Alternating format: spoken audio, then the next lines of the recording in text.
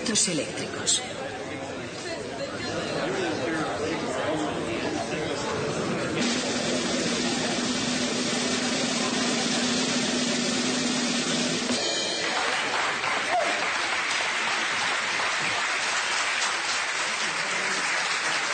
Creo que ya es hora de que esta clase tenga clase.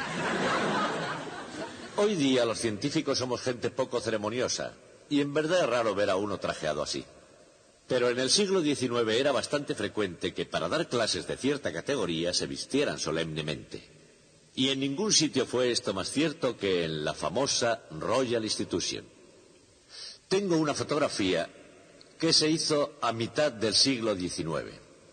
Esta determinada lección pública fue digna de ser inmortalizada en una fotografía debido a la asistencia del príncipe de Gales. Para eso se trataba de una institución real. El príncipe de Gales debe ser uno de estos muchachos que están aquí en primera fila. Sin embargo, yo no sé cuál es. Pero la razón por la que esta disertación es digna de ser recordada no es por la asistencia del príncipe de Gales, sino porque fue pronunciada por Michael Faraday. De hecho, en una conferencia como esta de la fotografía, hace unos 200 años, Michael Faraday quedó tan embelesado por la ciencia que decidió abandonar su prometedora carrera de aprendiz de encuadernador. Pero en esa serie de conferencias hubo un hombre que causó una impresión duradera en toda la tradición. Se llamaba Charles Whiston. Y fue una figura clave en la elaboración de las tuercas y tornillos que hicieron de la electricidad algo práctico. Y esas tuercas y tornillos constituirán nuestro tema de hoy.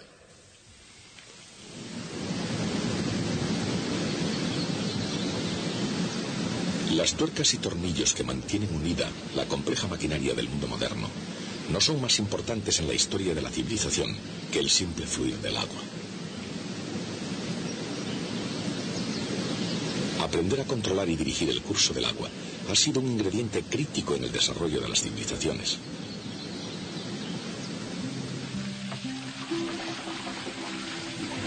No es una casualidad el que las primitivas civilizaciones florecieran a orillas de los grandes ríos, el Nilo, el Tigris, el Éufrates, los grandes circuitos de agua de la naturaleza.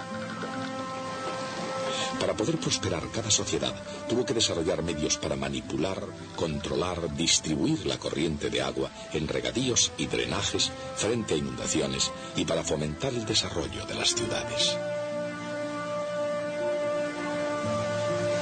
Y así como todos los caminos conducían a Roma, iba también una ingeniosa red de acueductos.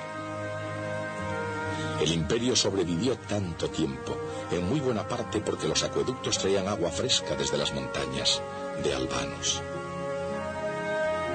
En aquellos tiempos, esos complejos circuitos de conducciones que distribuían el agua a los baños, edificios y fuentes de la ciudad eran asombrosamente sofisticados. Pero solo en el siglo pasado comenzó a desarrollarse otra tecnología de conducciones, la electricidad.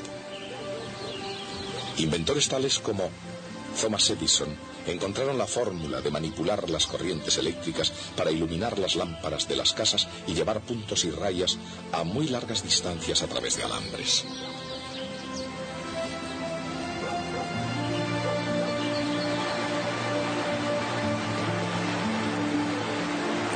También crearon las formas de generar y distribuir electricidad por redes cada vez más complejas.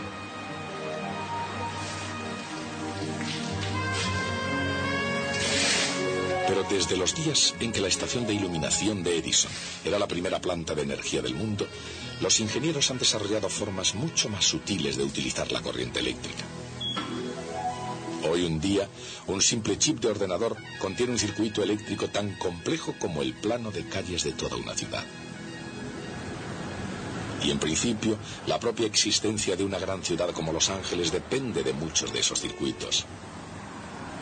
Los Ángeles, por supuesto, es más que una autopista, pero sin un milagro de la ingeniería no sería más que una aldea polvorienta entre el desierto y el profundo mar azul. Y ese milagro se llama el Metropolitan Water District. Al diseñar circuitos tanto hidráulicos como eléctricos, todo se reduce a controlar un flujo de las corrientes. Por el acueducto del río Colorado fluyen 163.000 metros cúbicos de agua por hora hacia el embalse de Los Ángeles. Por este hilo de cobre fluyen 1.3 amperios de corriente eléctrica. Así como el agua hace posible la vida, el flujo de electricidad hace posible la luz. ¿Cuánta luz depende de la intensidad de corriente que se mide en amperios? Un amperio es un culombio de carga eléctrica por segundo fluyendo por un circuito. Dicho con otras palabras, la intensidad I de corriente eléctrica es la variación de carga eléctrica Q por unidad de tiempo. En cualquier instante, esa intensidad es la misma en todos los puntos a lo largo del hilo, porque la carga eléctrica, como el agua, ni se crea ni se destruye a lo largo del camino. Simplemente se mantiene circulando. Mientras que los ríos han estado circulando durante miles de años, hasta 1800 la electricidad era básicamente un campo estático. En ese año Alessandro Volta se adelantó e inventó la batería. Esta nueva fuente de energía llamada pila voltaica hizo posible que se pudiera mantener un flujo de electricidad y se abrieran las compuertas del progreso. Con ello, Sir Humphrey Davy pudo obtener pronto nuevos y brillantes metales, sodio y potasio, a partir de las sales de sodio y potasio. Pocos años después, Hans Christian Ørsted desvió una aguja magnética con solo la corriente de una pila voltaica y así descubrió el electromagnetismo. Más tarde, en el siglo XIX, Thomas Edison utilizó el flujo continuo de la corriente eléctrica suministrada por una pila voltaica para desarrollar la primera lámpara eléctrica.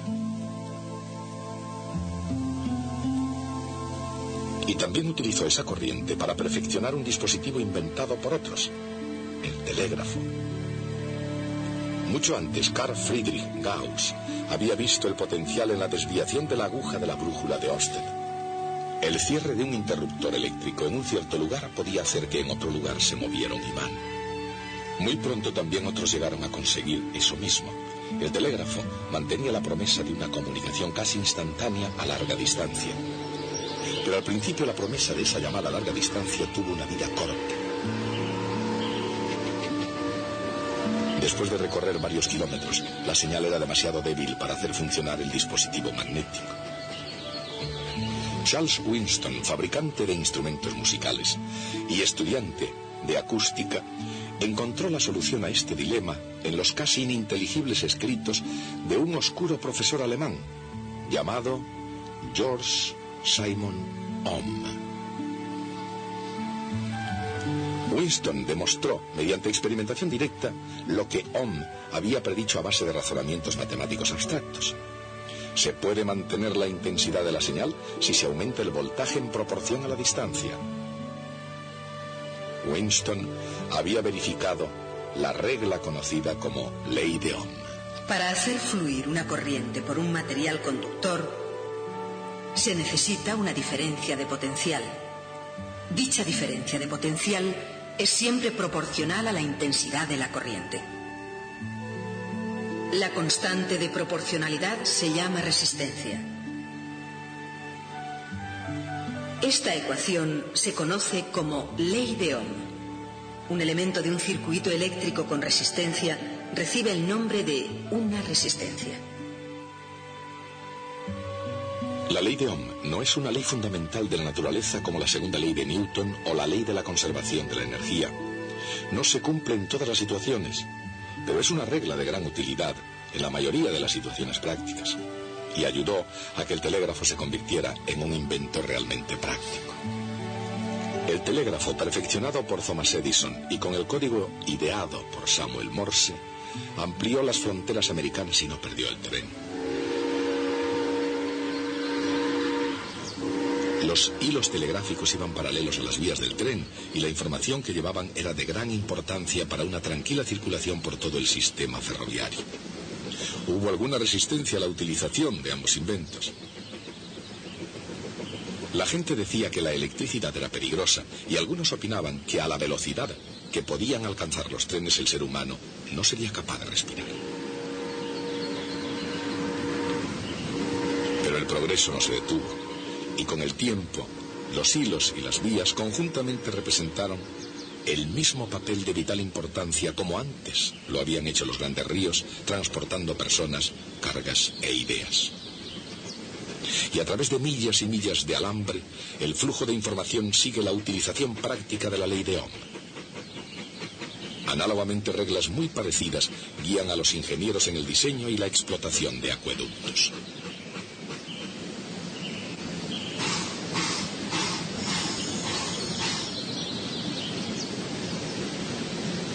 Esos ingenieros saben, desde hace mucho tiempo, que la velocidad de la corriente de agua por una tubería depende precisamente de una serie de factores. De la pendiente del terreno y de la presión aplicada, de la longitud y del diámetro de la tubería, y de la viscosidad y densidad del agua.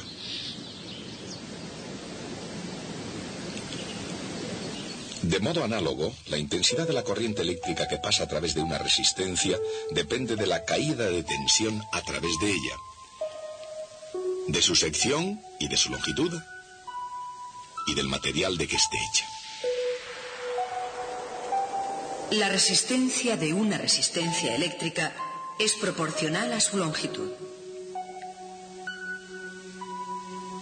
Inversamente proporcional a su sección y proporcional a su resistividad o tendencia a frenar el flujo de electrones. Todos los materiales tienen esa tendencia, pero en grado distinto. Si colocamos resistencias en un circuito, una a continuación de otra, harán el mismo efecto que si hubiéramos colocado una resistencia más larga. Esta disposición se llama resistencias en serie. Si colocamos resistencias una al lado de otra, aumentará la sección por donde puede pasar la corriente. A esto se llama resistencias en paralelo, y el conjunto tiene menos resistencia que cada una por separado. Y lo mismo pasa con el agua. Si colocamos secciones de tubería en serie, es lo mismo que si la hiciéramos más larga, y la resistencia al movimiento aumentaría. Pero si las tuberías se colocan una al lado de la otra, pueden transportar más agua con más facilidad. Y estas en particular conducen gran cantidad de agua, haciéndolas subir 480 metros de altura desde el río Colorado hasta un punto desde el que pueda descender hacia Los Ángeles. Pero como el embalse y la estación de bombeo fueron pensados para llevar tanta agua, el propio proyecto encontró una dura resistencia, sobre todo por parte de Arizona, el estado que casualmente está al otro lado del río. El día que comenzaron las obras de construcción, en el año 1934, los soldados del estado de Arizona se apostaron a la orilla del río con rifles y ametralladoras. En este caso, la base de la resistencia era clara. El flujo del progreso para California era a expensas del futuro de Arizona. Pero, ¿qué pasa de la resistencia natural al avance de los electrones? ¿Cuál es exactamente la naturaleza de la resistencia eléctrica? Bajo la influencia del campo eléctrico, los electrones se mueven por un metal como una canica cuando cae en un flujo viscoso. Si no fuera por la resistencia, acelerarían libremente como cuando un cuerpo cae en el vacío. Pero en la realidad se mueven con una velocidad media constante. La resistividad es como la viscosidad. Cuanta más tenga un material, más lentamente se podrá mover una partícula en su interior.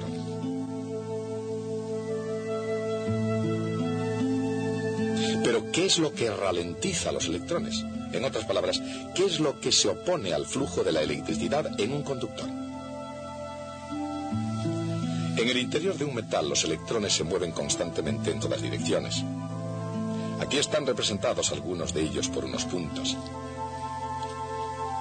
Giran en órbita por todo el metal como si fuera una molécula gigante. Esta especie de flujo no encuentra ninguna resistencia. Tampoco crea una corriente neta que entre por un extremo y salga por otro. En esas condiciones, el conductor está en equilibrio electrostático. No hay campo eléctrico en su interior. No hay diferencia de potencial de un extremo al otro. Pero si una batería hiciera circular una corriente eléctrica, ese equilibrio se destruiría y se crearía un campo eléctrico en el interior del conductor.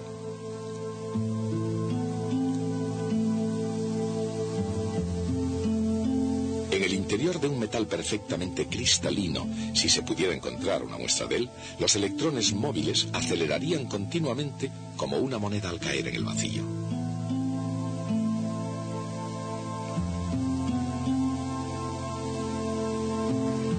Pero en el mundo real, los cristalinos no son perfectos. Tienen defectos e impurezas y sus átomos vibran con energía térmica. Los electrones acelerados por la fuerza del campo eléctrico rebotan contra cada impureza comportándose como una bola en una máquina de juego. Todos esos rebotes, todas esas paradas y arrancadas producen la resistencia que impide que el electrón circule aumentando su velocidad. Por eso, los electrones se mueven a una velocidad media constante, creando una corriente constante bajo la influencia de una fuerza constante. Cuando los electrones tropiezan con las imperfecciones, hacen aumentar las vibraciones de los átomos. De ese modo, la energía eléctrica de los electrones acelerados se convierte en energía térmica de los átomos vibrando. Y hace aproximadamente 100 años, de ese calor salió una idea brillante. Si una resistencia adquiere calor suficiente, brillará. Y Thomas Edison encontró los materiales apropiados que brillasen con luminosidad. Por supuesto que todos los circuitos brillan, pero sí producen calor, tanto si es deseado, como si no. Los ordenadores, por ejemplo, tienen ventiladores para eliminar el calor no deseado. De hecho, algunos superordenadores generan tanto calor que requieren un sistema de refrigeración líquido que mantenga la temperatura baja. Y ese calor, tanto si es un objetivo buscado como si no, consume energía al producirse. Cuando la corriente pasa por una resistencia, la energía convertida en calor es igual a la cantidad de carga que circula por la diferencia de potencial. La cantidad de calor por unidad de tiempo o potencia consumida es igual a la intensidad por la diferencia de potencial.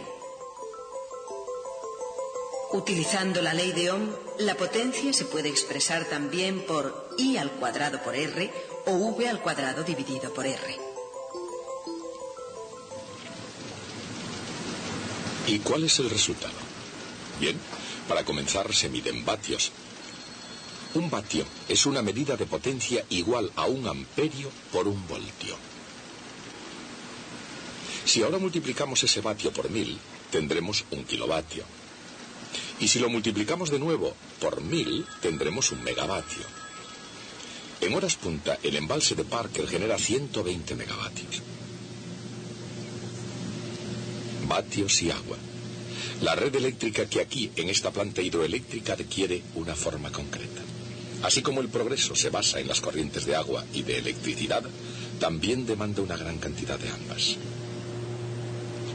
En esta sociedad americana, ávida de energía, cada persona consume aproximadamente 1 kilovatio de potencia eléctrica todo el tiempo, día tras día, a lo largo de todo el año.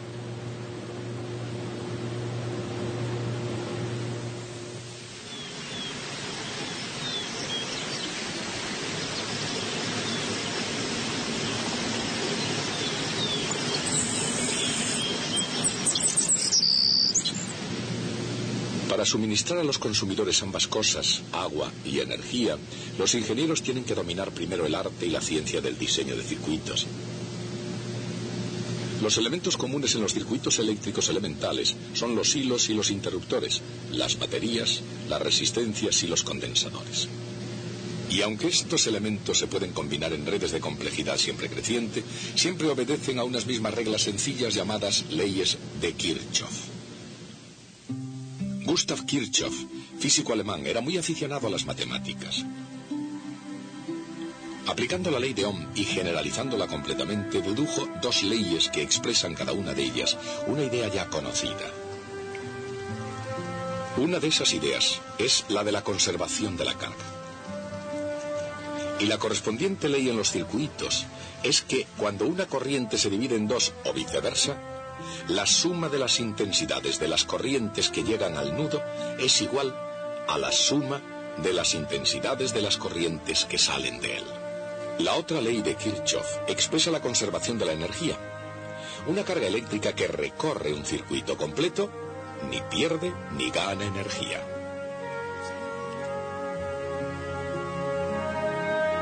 Consideremos una carga eléctrica en el espacio que no esté confinada a un circuito.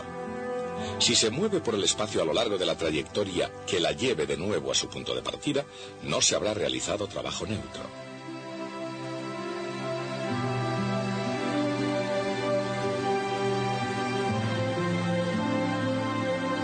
El potencial eléctrico o voltaje puede crecer o disminuir, pero siempre vuelve a su valor inicial. Y lo mismo sucede en el interior de un circuito. Obsérvese que una integral a lo largo de una curva cerrada tiene una notación especial. El signo de la integral tiene un círculo sobre él. Así, en el caso especial de un circuito eléctrico, todos los aumentos de potencial debidos a batería y condensadores cargados, y todas las caídas de tensión debidas al paso de la corriente por las resistencias, tienen como resultante neta cero. Utilizando solo esas dos leyes, los ingenieros analizan los circuitos más complejos. Como un simple ejemplo, pensemos en un condensador conectado a una resistencia y a una batería. Incluso cuando se va cargando el condensador, el aumento total de voltaje es igual a la caída total a lo largo del circuito. En un circuito eléctrico, un condensador almacena carga de la misma manera que un depósito almacena agua para un uso posterior. Y hace falta mucho tiempo para llenar o vaciar uno de ellos. ¿Cuánto tiempo? Naturalmente eso depende del volumen del depósito y de cuánta resistencia haya para que salga el agua. Cuanto más grande sea el depósito y mayor sea la resistencia, más tiempo se necesitará. Sucede exactamente lo mismo con la carga cuando se trata de descargar un condensador. Si se aplican las leyes de Kirchhoff, nos encontramos con que el tiempo es igual a la capacidad del condensador multiplicada por la resistencia.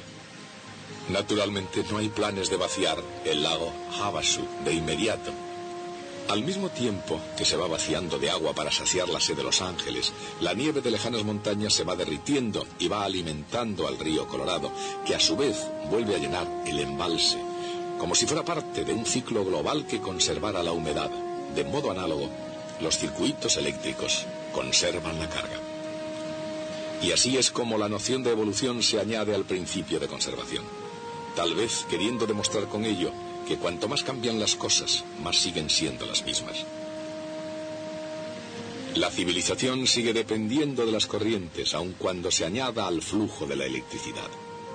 Y la moderna ciudad de Los Ángeles, al igual que la antigua Roma, está limitada y depende de la habilidad de canalizar y distribuir dichas corrientes.